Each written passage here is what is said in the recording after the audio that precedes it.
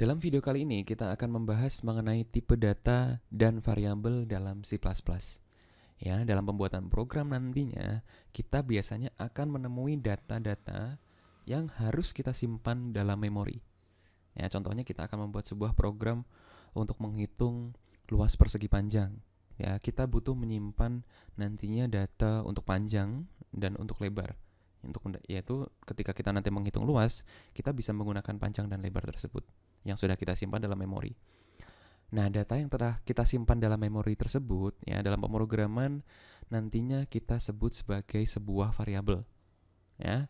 Nah, masing-masing variabel tersebut nantinya akan mempunyai sebuah tipe data. Nah, apakah tipe data itu?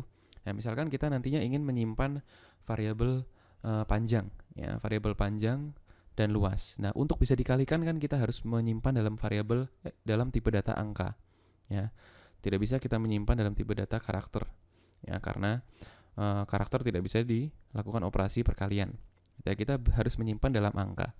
Lalu angkanya tersebut bisa berupa bilangan bulat, ya, atau bisa berupa bilangan yang mengandung koma, ya. Nah, dalam C++ sendiri tipe data tersebut sudah diatur masing-masing, ya. Ada 4 tipe data fundamental dalam C++. Yang pertama, ya, langsung saya tuliskan di kode di sini, ada tipe data karakter, ya, dengan sintaksnya adalah char, ya, sintaksnya adalah char. Lalu bagaimana jika kita ingin sekaligus mendeklarasikan variabelnya, ya? Variabel seperti yang saya utarakan tadi harus memiliki sebuah tipe data. Ya, misalkan char, saya ingin menamakan variabelnya adalah karakter saya. Ya, karakter saya. Di sini, ya. Di sini berarti saya baru saja mendeklarasikan karakter saya, ya, nama variabelnya adalah karakter saya dengan tipe data char, ya. Variabel, ya, nama variabel sering juga disebut sebagai identifier, begitu ya. Lalu tipe data yang kedua adalah tipe data integer. Nah, tipe data integer yaitu tipe data yang kita gunakan untuk merepresentasikan bilangan bulat tanpa koma, ya. Tipe data integer nantinya bisa juga mempunyai nilai negatif. Ya, misalkan integer, ya, misalkan saya mau membuat program lingkaran, ya, membuat program persegi panjang.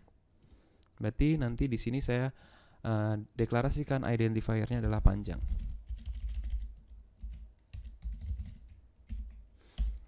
Lalu saya deklarasikan satu lagi lebar, ya. Lalu tipe data yang kedua yaitu adalah tipe data yang ketiga itu adalah floating point. Ya, floating point sendiri adalah tipe data untuk merepresentasikan bilangan real atau bilangan yang ada komanya, ya. Ada beberapa cara, ya. Salah satu caranya adalah menggunakan tipe data float. Nah, float. Misalkan float, ya, float adalah misalkan saya mau membuat nantinya program lingkaran, ya, kita bisa menyimpan variabel pi misalkan, ya, pi. Lalu tipe data yang terakhir, ya, tipe data terakhir dari tipe data fundamental adalah boolean, bool, ya, dideklarasikan dengan tipe data bool, ya. Bool misalkan nanti di sini saya kasih identifier a, ya. Saya belum akan membahas secara detail yaitu tentang bool, ya, nanti akan kita lihat dalam video selanjutnya yang mengenai if, ya, nanti.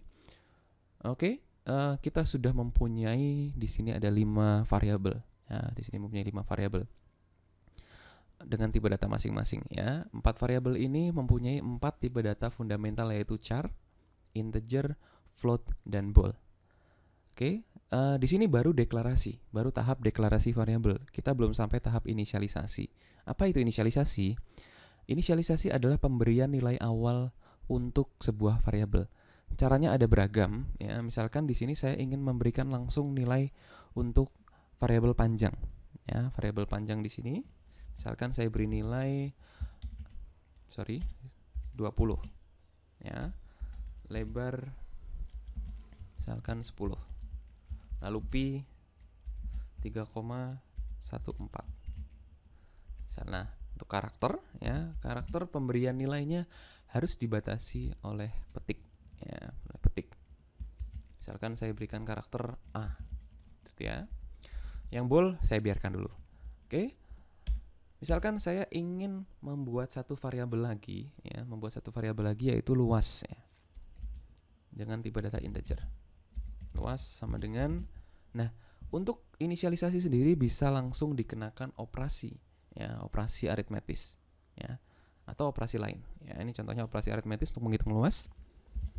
Panjang kali lebar. Ya, di situ lalu kita bisa lihat hasilnya. Dengan mengeprint luas. Ya, di sini kelihatan bahwa luasnya adalah hasil perkalian antara panjang kali lebar. Ya, ini adalah contoh dari deklarasi dan inisialisasi dari sebuah variabel.